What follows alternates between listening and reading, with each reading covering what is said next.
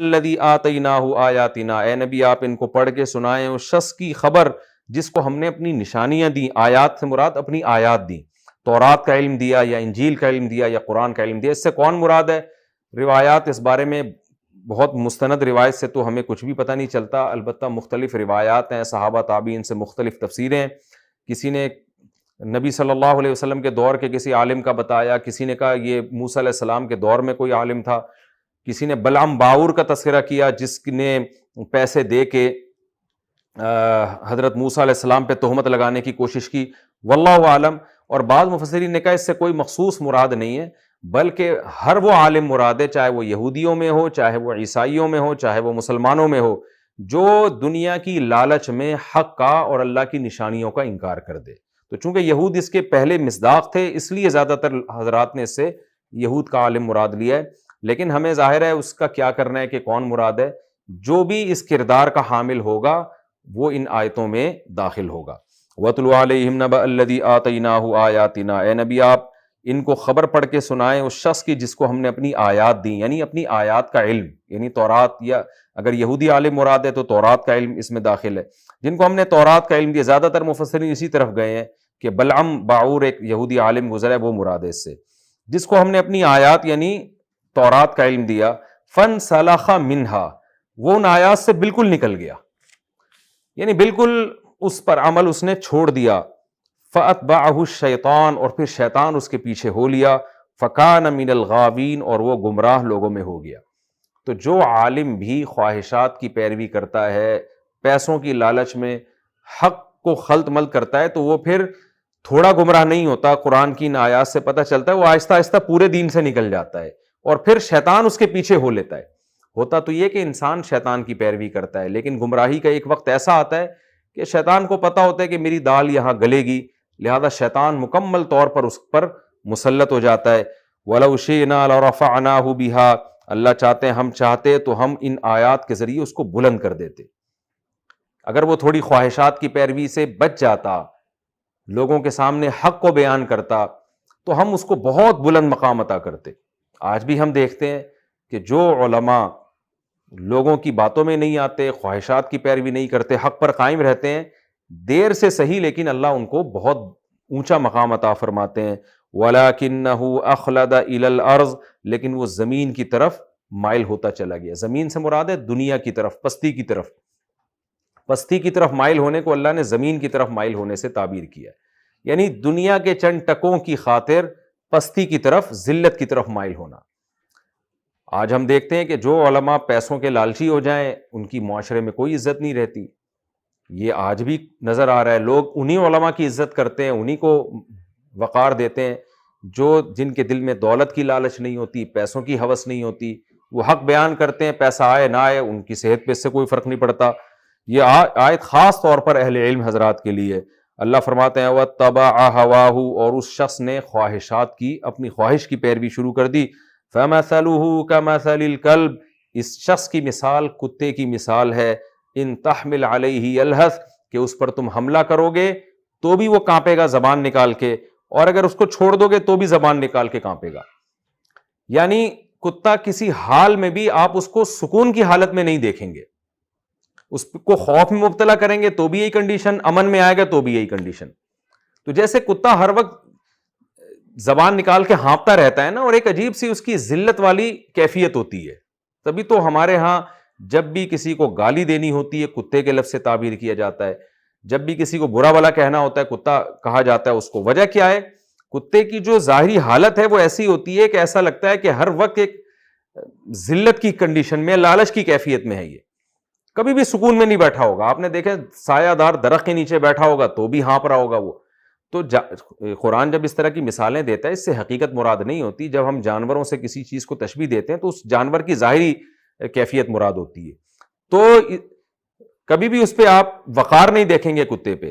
تو اللہ فرماتے ہیں ایسے علماء جو خواہشات نفسانیہ کے شکار ہو کے حق کے راستے کو چھوڑ دیتے ہیں، وہ بھی اسی طرح معاشرے میں رسوا اور ذلیل ہو جاتے ہیں کہ وہ بھی کسی حال میں خوش نہیں ہوتے. ان کی بھی ہر وقت، اللہ معاف فرمائے یہ مثال دیتے ہوئے بھی ڈر لگتا ہے کہ ان کی ہر وقت مثال ایسے ہی ہوتی ہے کہ لالچ میں جیسے کتا ہانپ رہا ہوتا ہے نا، اور جو اس کی ذلت کی کیفیت ہوتی ہے، تو ویسا ہی اللہ لوگوں کی نظر میں ان کا مقام بنا دیتے ہیں۔ اللہ فرماتے ہیں ذالک مثل القوم الذین کذبوا بآیاتنا، یہ ہے اس قوم کی مثال جو ہماری آیات کا انکار کرتے ہیں، یعنی وہ قوم سے مراد ہے علماء کی قوم، جو علم ہونے کے باوجود حق کا انکار کریں۔ فقصص القصص، پس اے نبی آپ واقعہ بیان کیجئے، لعلہم یتفکرون، شاید کہ یہ لوگ غور و فکر کر لیں۔ یعنی یہ جو ہم نے واقعہ بیان کیا اس کو آپ لوگوں کے سامنے بتائیں، جو بنی اسرائیل کے ایک شخص کا واقعہ ہے، تاکہ لوگوں میں عبرت حاصل ہو کہ علم حاصل ہونے کے بعد پیسوں کی لالچ میں گمراہ ہونا اور لوگوں کو غلط گائیڈ کرنا، اس کا کیا اثر پڑتا ہے خود اس عالم کی شخصیت پہ، خود اس کا امیج کیسا دنیا کے سامنے خراب ہوتا ہے۔ اس پر ممکن ہے کوئی اشکال کرے کہ ہم نے تو بہت سے دنیا پرست علماء دیکھے ہیں جن کی بڑی عزت ہوتی ہے، تو خوب سمجھ لیں کہ عزت اور ذلت سے مراد ان لوگوں کی نظر میں عزت ہے جو خود قابل عزت ہو۔ عام لوگ جو جاہل ہوتے ہیں یا جن کے پاس خود علم نہیں ہوتا، ان کو بیوقوف بنانا بڑا آسان ہوتا ہے۔ ہم نے دیکھا ہے بڑے بڑے جاہل، مرزا غلام احمد قادیانی کو دیکھ لے، کیسا اس نے لوگوں کو بیوقوف بنایا ہے۔ تو عزت اور ذلت سے مراد فللہ العزت ولرسولہ وللمؤمنین، جو بھی صحیح ایمان والے لوگ ہیں ان کی نظر میں ایسے لوگوں کا امیج خراب رہتا ہے، باقی بے وقوفوں کی نظر میں تو ظاہر ہے بے وقوف آدمی ہی کی عزت ہوگی۔ ساء مثلا، اللہ فرماتے ہیں بہت ہی برے ہیں وہ لوگ، بہت ہی بری ہے وہ قوم مثال کے اعتبار سے، الذین کذبوا بآیاتنا، جو ہماری آیات کا انکار کرتے ہیں۔ مثال کیا مطلب؟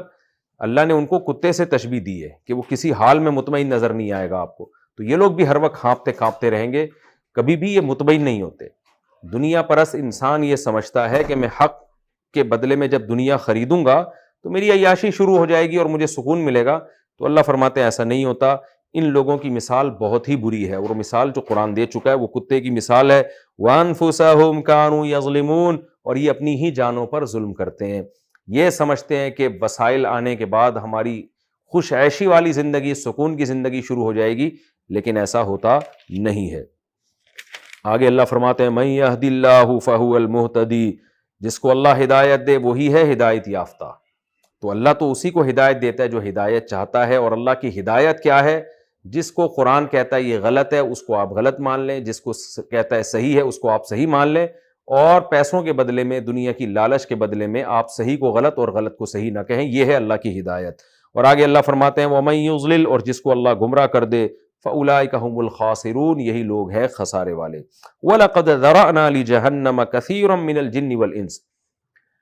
اب ایک گویا اشکال ہوتا ہے کہ علم کے بعد انسان گمراہ کیسے ہو سکتا ہے؟ جیسے یہود، قرآن نے پچھلے رکوع میں کیا کہا تھا؟ واضح طور پر تورات میں یجدونہ مکتوباً عندہم فی التورات، محمد صلی اللہ علیہ وسلم کا نام اپنے سامنے تورات میں لکھا ہوا دیکھتے ہیں، اس کے بعد بھی گمراہ ہو گئے، اس کے بعد بھی آپ کی نبوت کا انکار کر رہے ہیں، اور پھر نبی صلی اللہ علیہ وسلم کے معجزے اپنی آنکھوں سے دیکھ رہے ہیں، تو کیسے انکار کر رہے ہیں؟ اس بات پہ نبی صلی اللہ علیہ وسلم کو بہت شدید اذیت ہوتی تھی۔ تسلی کے لیے اللہ نے ارشاد فرمایا وَلَقَدْ ذَرَأْنَا لِجَهَنَّمَ، تحقیق ہم نے پیدا کیا ہے جہنم کے لیے، کثیرا من الجن والانس، بہت سارے جنات اور انسانوں کو۔ یعنی گویا اللہ تعالیٰ نبی صلی اللہ علیہ وسلم کو اور اہل حق کو تسلی دے رہے ہیں کہ دنیا میں بڑے بڑے گمراہ لوگ ہر دور میں موجود رہیں گے، کیونکہ ہم نے جہنم بھی بھرنی ہے، تو بہت سے لوگوں کو ہم نے پیدا ہی جہنم میں جانے کے لیے کیا ہے۔ یہاں ایک اشکال ہوتا ہے کہ جب اللہ نے ان کو پیدا ہی جہنم کے لیے کیا تو ان بیچاروں کا قصور کیا ہے، تو دیکھیں یہ قرآن کی بلاغت تعبیر ہے۔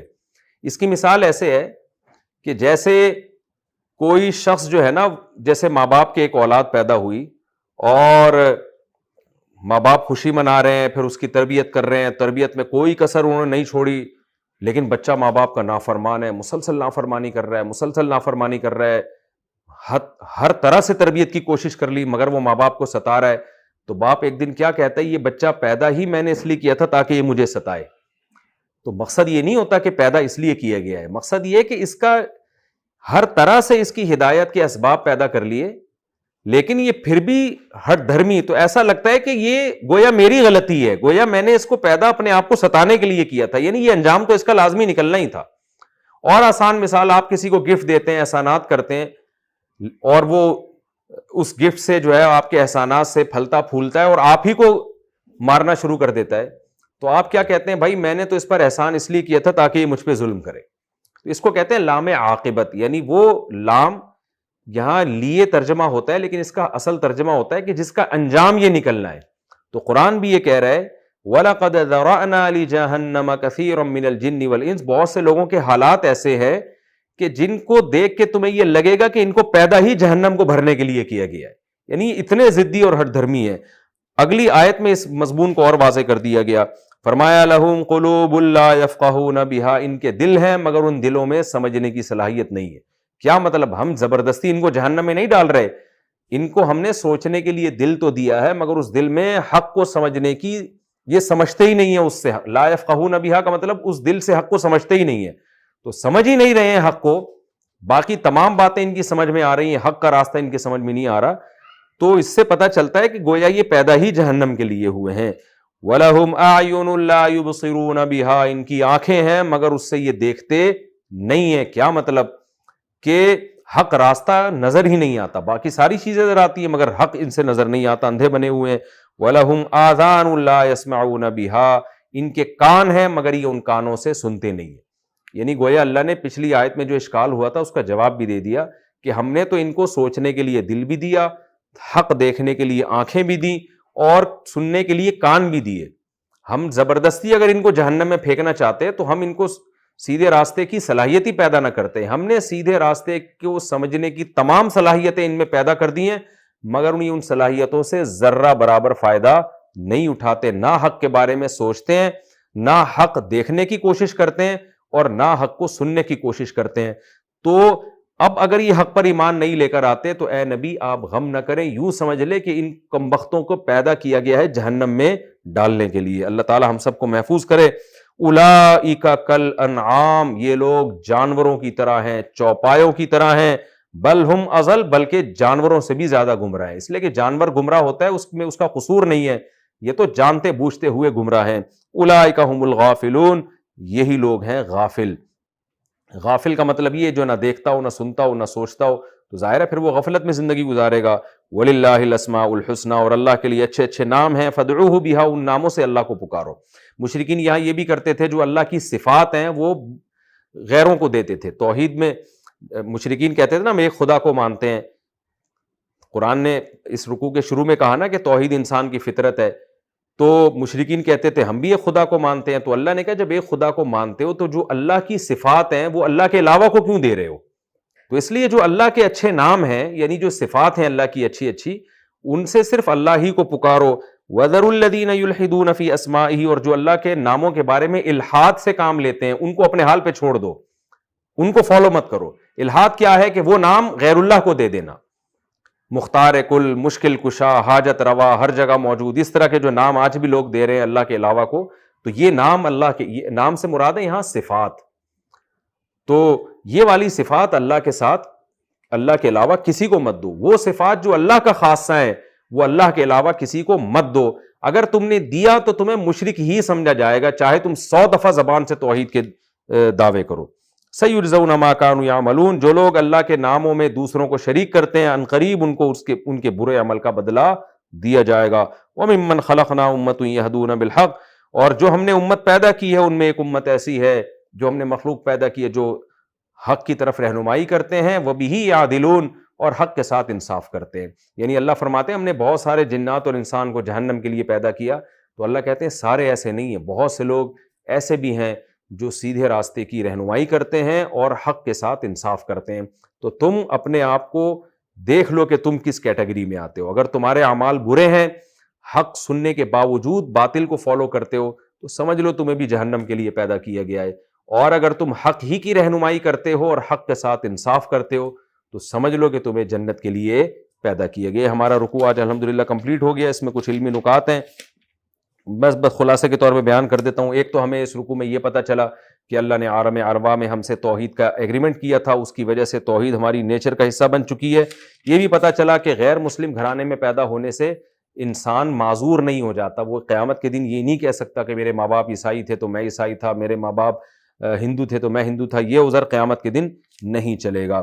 تیسرا ہمیں یہ پتہ چلا کہ بھئی علم کے باوجود انسان جب گمراہ ہوتا ہے تو وہ عام گمراہوں کی طرح نہیں ہے، اس پر اللہ ذلت کو مسلط کر دیتے ہیں۔ اللہ ہم سب کو اس ذلت سے بچا کے رکھے۔ اور ہمیں یہ بھی پتہ چلا کہ جو بہت ضدی اور ہٹ دھرم لوگ ہوتے ہیں نا، جو حق کو سننے کے باوجود سمجھنے کی کوشش ہی نہیں کرتے، بالکل 180 ڈگری پہ چل رہے ہوتے ہیں، وہ تو مایوس نہیں ہونا چاہیے۔ یہ فرض کر لینا چاہیے کہ اللہ نے جنت اور جہنم دونوں چیزیں بنائی، اگر اس طرح کے بدبخت لوگ نہ ہوتے تو ظاہر ہے جہنم کا پیدا کرنا تو پھر لغو اور فضول ہو جاتا۔ تو یہ سوچ کے اہل حق کو تسلی رکھنی چاہیے، اور ان ضدی اور ہٹ دھرم لوگوں کی وجہ سے حق کے راستے سے ہٹنا نہیں چاہیے۔ اور یہ بھی پتہ چلا وَلِلَّهِ الْأَسْمَاءُ الْحُسْنَى میں کہ اللہ کے جو نام ہیں، جو خاص صفات ہیں اللہ تعالیٰ کی، وہ مخلوق کو دینا جائز نہیں ہے۔ نبی صلی اللہ علیہ وسلم کو آج لوگ عالم الغیب کہتے ہیں، مختار کل کہتے ہیں، مشکل کشا کہتے ہیں، یہ تو بڑا